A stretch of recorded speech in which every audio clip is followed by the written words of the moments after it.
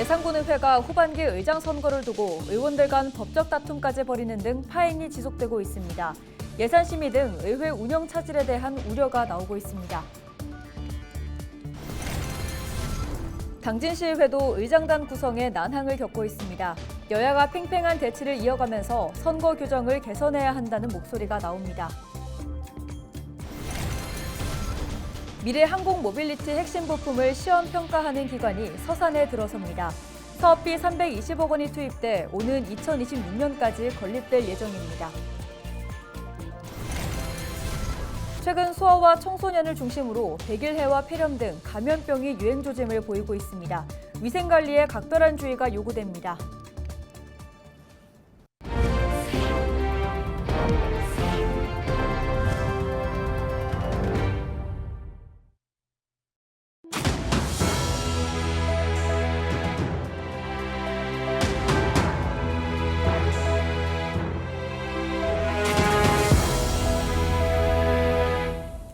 시청자 여러분 안녕하십니까? 헬로티비 충남 뉴스입니다. 충남 시군의회 후반기 의장단 구성을 두고 잡음이 잇따르고 있습니다.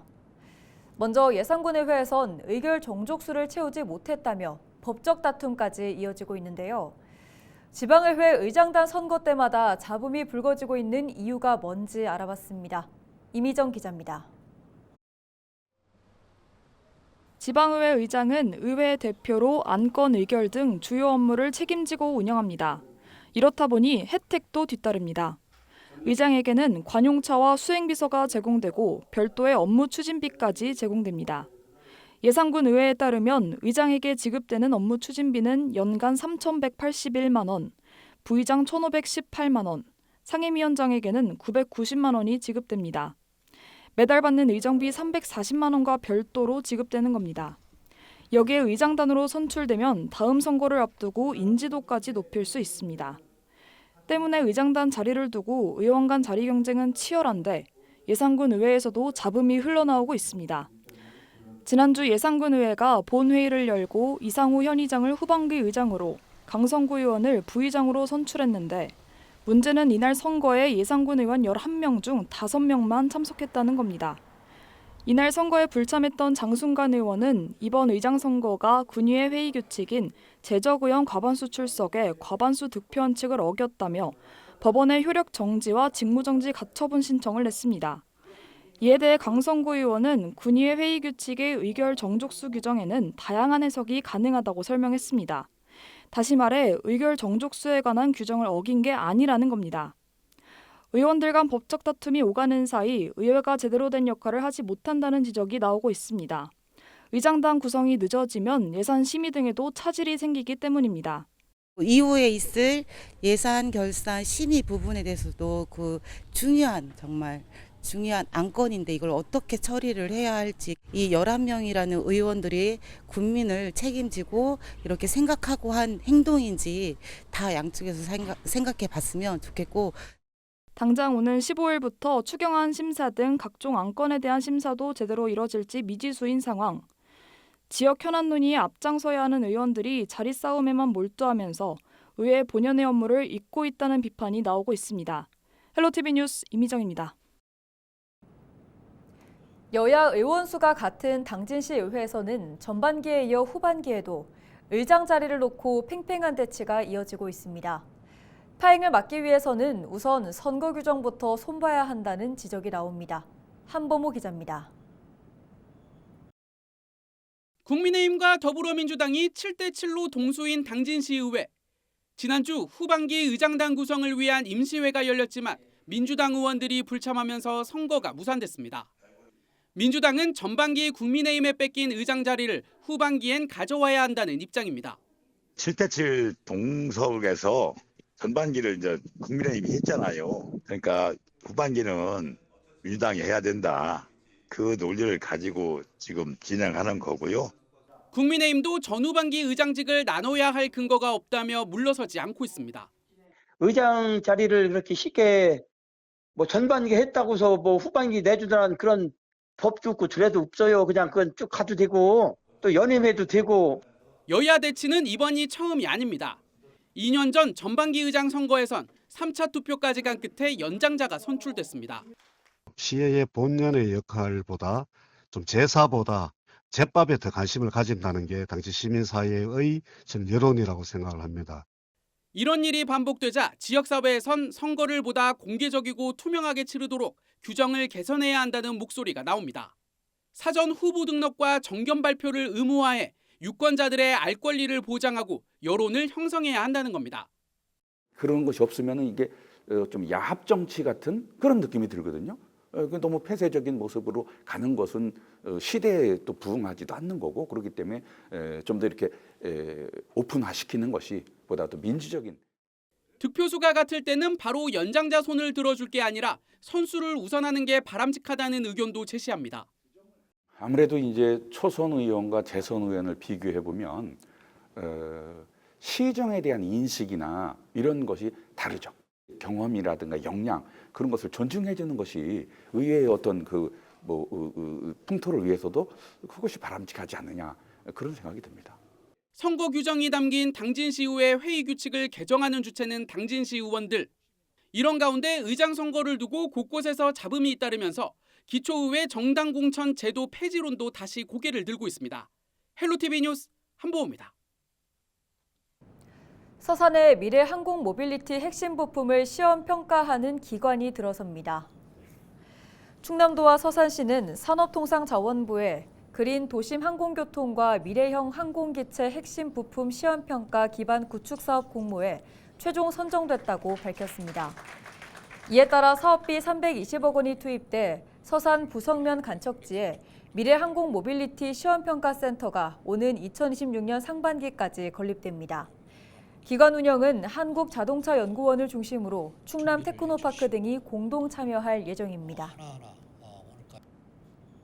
최근 소아와 청소년을 중심으로 호흡기 감염병인 백일해가 유행하고 있는 가운데 폐렴과 수족구병 등 각종 세균성 감염병들이 잇따라 유행 조짐을 보이고 있습니다. 일단 마스크 착용과 손 씻기 같은 개인 위생에 유의하면서 증상을 보이면 빨리 병원 진료를 받는 게 중요합니다. 이다혜 기자입니다. 이른 아침부터 소아 청소년과 대기실이 북새통을 이룹니다. 대부분 영유아나 초등학생인 어린 환자들은 오랜 기다림에 지쳐 보호자에 안기거나 대기실 의자에 힘없이 누워 있습니다. 병원 문을 열자마자 방문하는 이른바 오픈런을 해도 짧게는 1시간, 길게는 2시간 가까이 대기하기 일쑤입니다. 한 8시 50분쯤? 특히 월요일이나 금요일은 조금 쉬었다가 오는 거기 때문에 좀 많은 편이에요. 지난달부터 소아와 청소년을 중심으로 백일해 환자가 급격히 늘면서 안 그래도 붐비던 소아과가 더 혼잡해졌습니다. 100일 동안 기침을 한다고 해서 이름 붙여진 백일해는 콧물, 재채기, 기침 등 일반 감기 증상을 보이다가 발작성 기침을 하는 게 특징입니다. 5세 이하 영유아가 취약한 것으로 알려져 있지만 올해는 유독 10대 청소년 환자가 많습니다. 지난 한 달간 강원도 내에서만 108명이 감염됐고 대구 73명, 제주 58명 등 전국적으로 번지는 모양새입니다. 올 상반기 전국 백일해 환자는 1,360여 명, 최근 10년간 백일해 환자가 가장 많았던 2018년 연간 980명 기록을 이미 뛰어넘었습니다. 제2급 법정 감염병인 백일해가 한 달 넘게 유행하고 있는 가운데 폐렴과 수족구 등 다른 감염병들도 잇따라 유행 조짐을 보이고 있습니다. 발열, 두통, 인후통 등 감기 증상을 보이다가 일부 폐렴을 유발하는 마이코플라스마 폐렴균 감염증 환자도 최근 한 달 새 2배 가까이 늘었습니다. 네, 최근에 마이크로플라스마 폐렴으로 입원 많이 한다고 얘기 들었고 그래서 하나는 입원해 있고 지금 둘은 진료 온 거고. 질병관리청은 올해 처음으로 마이코플라스마 폐렴균 감염증 유행주의보를 발령하고 항원 검사에 대해 건강보험 급여를 적용하기로 했습니다. 여기에 집단 생활을 하는 6세 이하 영유아를 중심으로 수족구병 환자 수도 크게 늘고 있습니다. 수족구 환자가 한 달 만에 2배 넘게 늘자 일선 어린이집과 유치원 등에선 학부모에게 안내문을 발송하는 등 긴장하고 있습니다. 전문가들은 일단 마스크 착용과 손 씻기 같은 개인위생 수칙을 잘 지키는 게 유일한 예방법이라고 조언합니다. 의심 증상이 나타날 땐 추가 감염 예방을 위해서 조기에 항생제 처방 등 적절한 치료와 격리가 필요하다고 강조합니다. 100일의 특이적인 증상은 뭐 감기하고 똑같죠. 비슷한데 좀 특이적이라 그러면 기침 소리가 한 번 하고 나서 기침 끝머리에 하는 그런 기침 소리가 들릴 수 있고, 예방 접종한 지 한 10년 지나면 한 번 추가 접종 꼭 해야 돼. 특히 어르신 같은 경우에. 보건당국은 여름방학이 시작되면 학교 중심의 100일의 집단 감염 확산은 진정될 것으로 보고 있습니다. 그러나 방학 중 야외 활동 증가 등으로 세균성 감염병 확산이 우려되는 만큼 영유아와 청소년의 위생관리에 각별한 주의를 당부했습니다. 헬로티비 뉴스 이다혜입니다.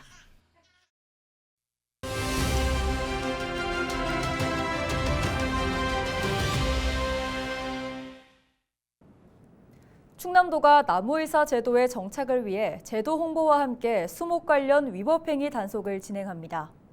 충남도 산림자원과 김유송 주무관 전화 연결해서 자세한 내용 들어보겠습니다. 주무관님 안녕하세요. 먼저 나무의사 제도 관련해서 생소한 분들도 많을 것 같습니다. 어떤 제도인지 설명 부탁드립니다.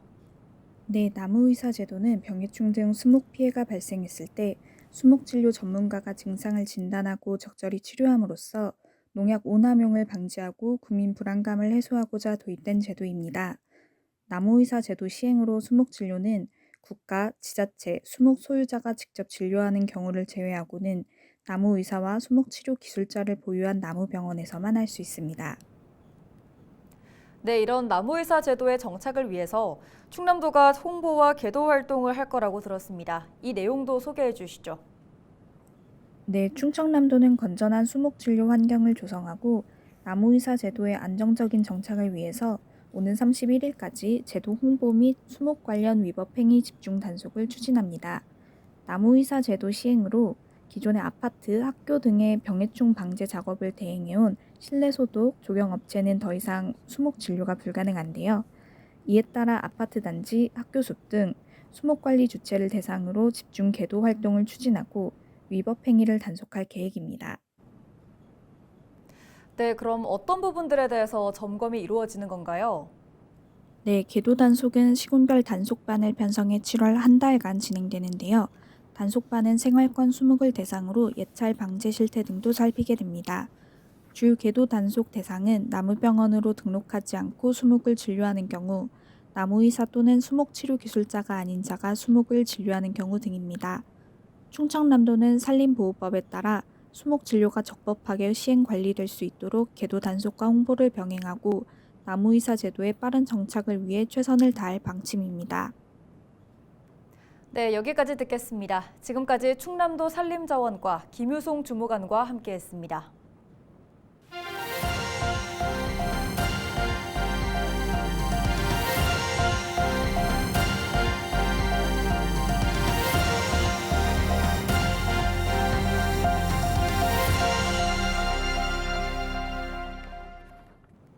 청양군이 대피 재난 문자를 잘못 보내 주민들이 한밤중에 혼란을 겪는 소동이 빚어졌습니다.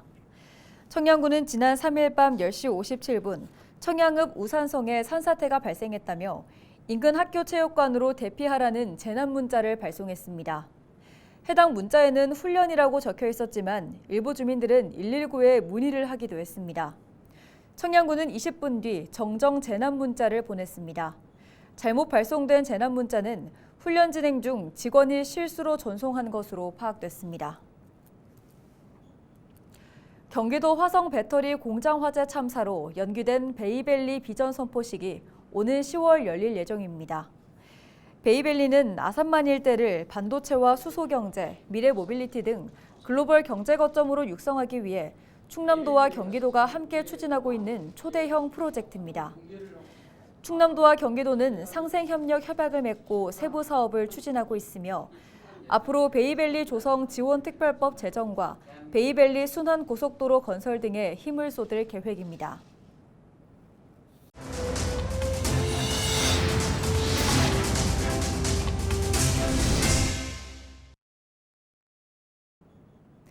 이상으로 뉴스를 마칩니다. 시청해주신 여러분 고맙습니다.